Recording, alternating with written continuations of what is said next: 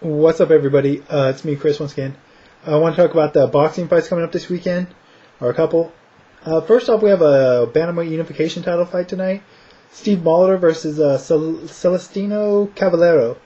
I'm not going to make a prediction on this fight only because I haven't really seen anything on these guys. I've seen Caballero fight once, I believe, on Futura against just an easy opponent.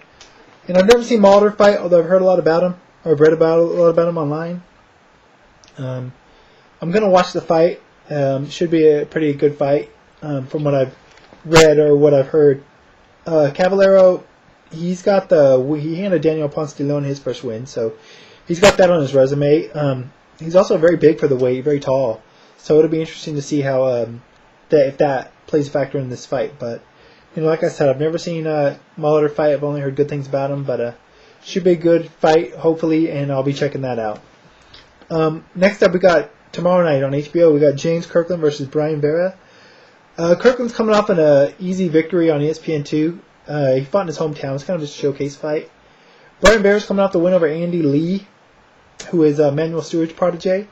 At middleweight, he was talking him up real big, kind of like he was going to be the next Kelly Pavlik, whatnot.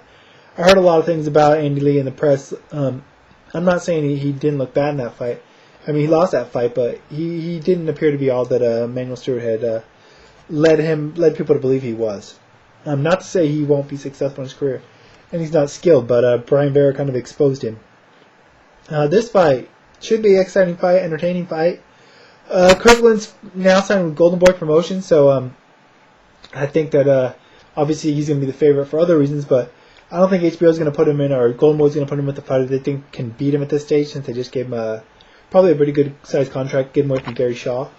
Vera, like I said, did look good in the Andy Lee fight. But before that, I never really saw anything impressive out of him. He was on the Contender Series. I didn't see anything there which made me think he'd go on to be a championship contender or anything. Kirkland's been blowing away pretty much everybody when he's been on HBO and Showtime. Although those may have been lesser opponents, hard to say where Vera ranks on his list of opponents thus far. But should be a good test for Kirkland. I expect him to win.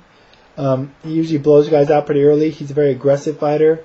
He's got a lot of power. Maybe not the best technique, but he hasn't needed to really rely on technique up to this point. Either way, I'm expecting a really good fight. Probably fight of the weekend as far as entertainment level or exciting level, but I'm going to go with Kirkland by a mid to late round stoppage. I think they're going to slug it out, but I think Kirkland's got more power.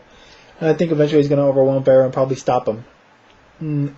Next up, the big fight of the weekend, the IBF Junior welterweight title fight between Ricky Hatton and Paulie Malignaggi. Hatton's 44-1, Malignaggi's 25-1.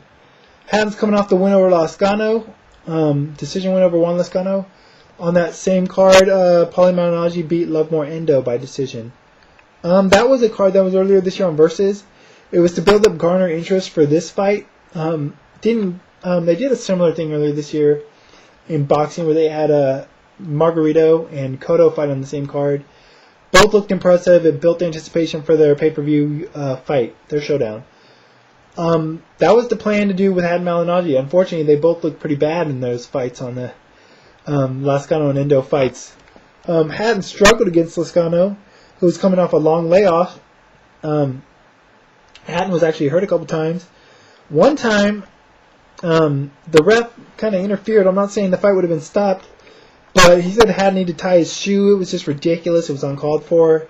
I don't know. I just don't understand what the deal was there. But either way, Hatton didn't look good in that fight against an opponent he probably should have blown away on paper. No disrespect to Juan Lascano, though. Paulie Malignaggi, he looked bad in that Endo fight.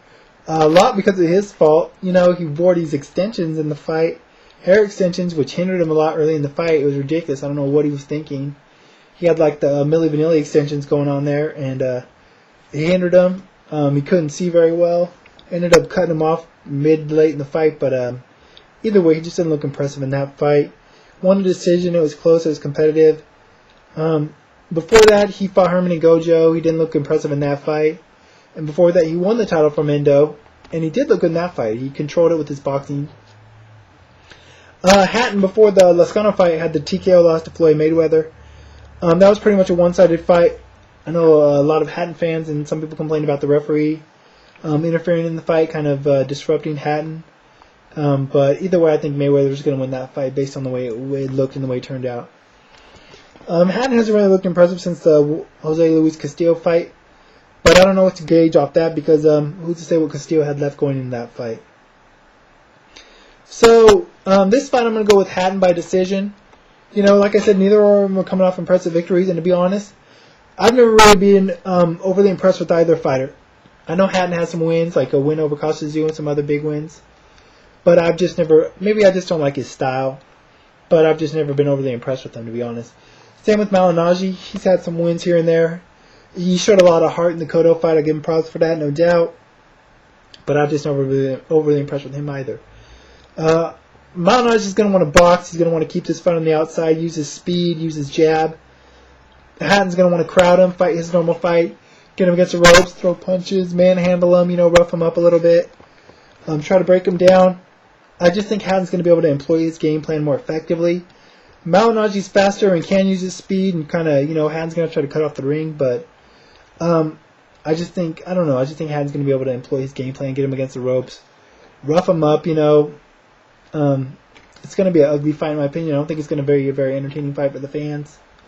I'm not expecting it to be, but I just think Hatton's going to be able to take more rounds, Either fighter could win this, but I'm going to favor Hatton by decision.